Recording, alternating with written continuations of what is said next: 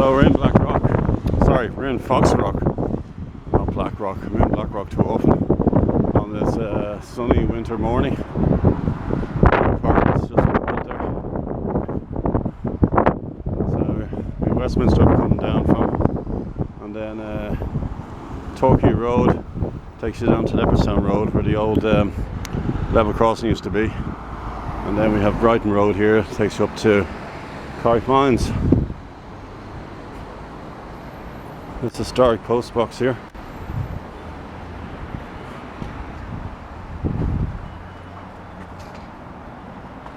Telephone box is an K1 MK234 model, which was erected in Foxrock Village, 1926. So it's 100 years old nearly. Ah, the gate's open.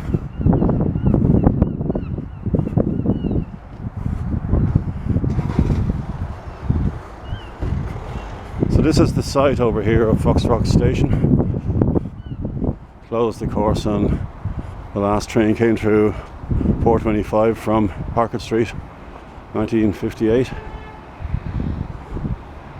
But a heavily overgrown track work and station buildings were still there until 1991 when this development took place. You can see on those steps there, that's very repurposed steps from the platform. And fortunately I don't know anybody in here, even though the gates are open. I'm always scared that the gates will close and I get locked in. So, but there is the repurposed platform up there that's been landscaped into the gardens. Don't have a micro on, but it's a very windy morning here.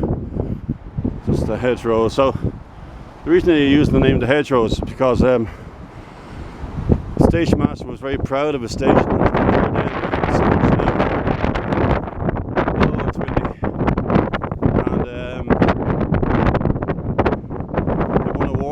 For the foliage, hedgerows between the platforms.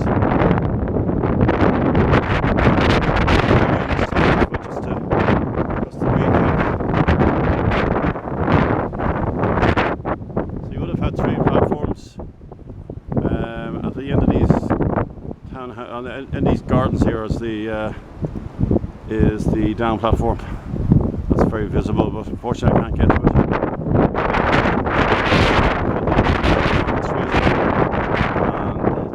Platform was here, and then you would have multiple sidings for race specials and horse boxes, etc.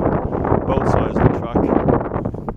Where the houses are now, you would have had the station building would have been here, and behind that was a siding for the logo shed. And on the left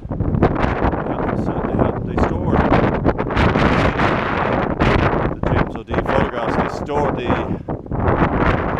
drum trains there after the line closed, and then they were moved and broken up. So this is the only infrastructure building that's left. So people that got off the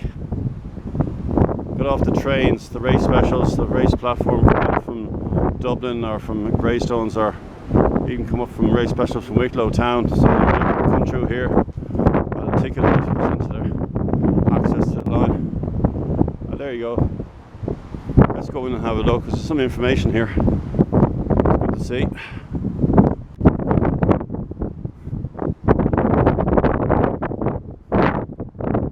That's the race course there.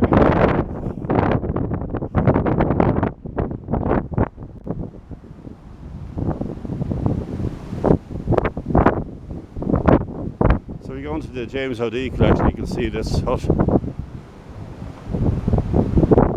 So now there's the Hedgerows I'm talking about. Fantastic.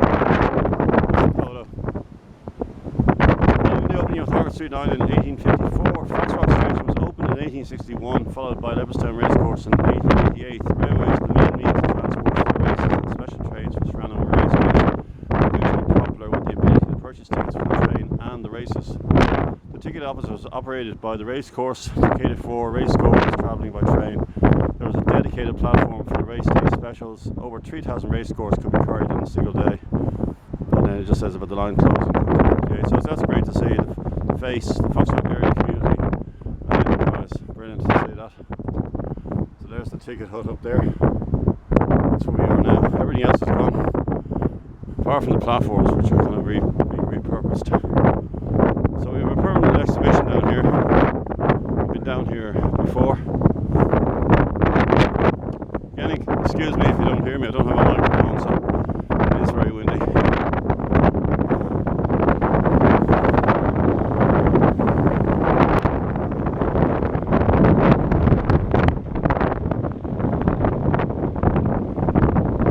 One oddity is over here on the retaining wall here, where beside the siding is this rail here.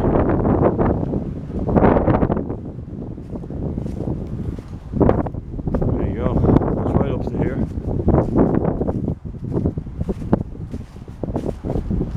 So I don't know what the significance of that was. It's no rail anyway. It's kind of recessed into the wall.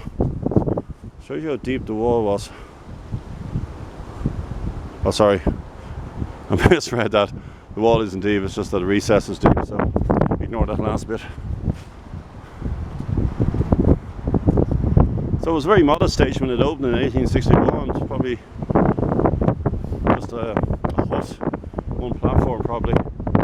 Just when the racecourse opened, it just transformed it and became the busiest station on the line, especially on race days. Right up to the end, I think the last special was December 27th, 1958, the final days of the line. So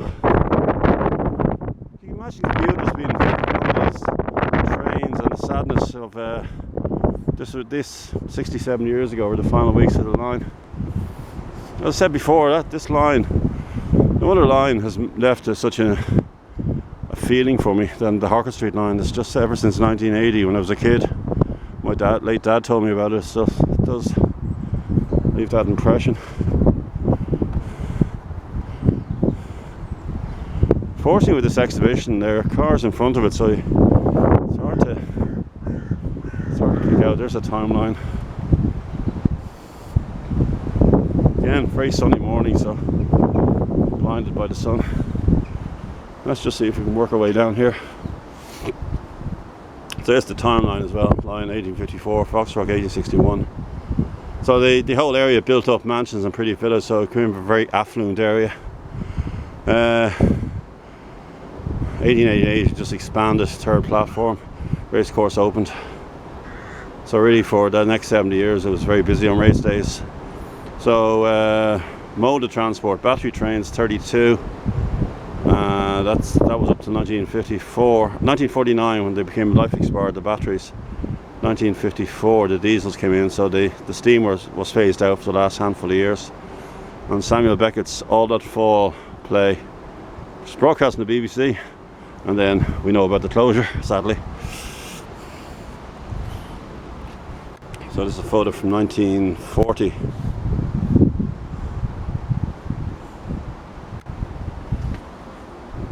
During the war years.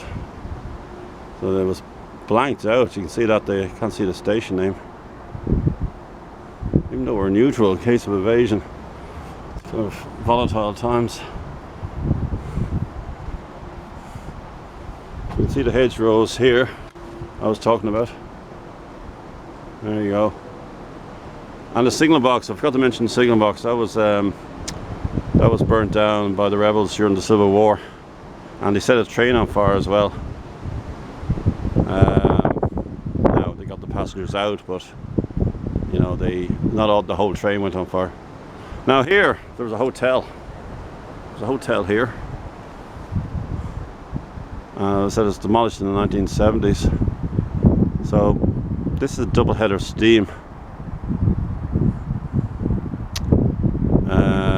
So the gradients, you know, you peaked. That's why there's a big water tower. That's why there's remains of a big water tower, Carrickmines, because of the gradients of this line. So it transformed an old hotel to housing families, 13 families. Samuel Beckett. Again, the hedgerows. Sorry, it's very... The sun makes things very blurred. I'll quickly go through this. Some very, very good photographs. This is a particularly good one. So it's quite a good perspective. The station building, the waiting shelter, the signal box. Behind that will have been the loco shed with the siding, the waiting shelter on the race platform, and the expansive bridge that connected all three platforms. And there's the last signal box. One blew down, so you had this, the third and final signal box. It so it blew down the storm during 1894, the original one. Then that was destroyed itself in 1922 during the Civil War, and then a new bigger one in 1929. There we have the hotel. I'll just conclude it here. It's a sad picture here from the OD collection. So it's almost roughly where we are now.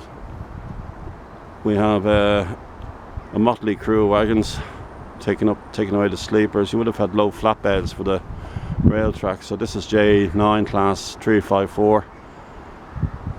June 1960. Yeah, these were when the final tracks were removed from from Foxrock station. Very sad picture.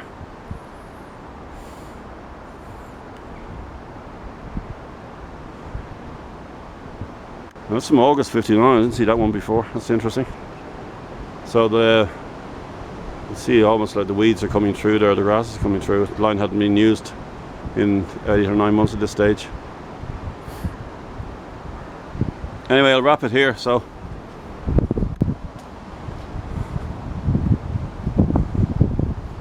again, it would have been the two main lines down here and then sidings on this side.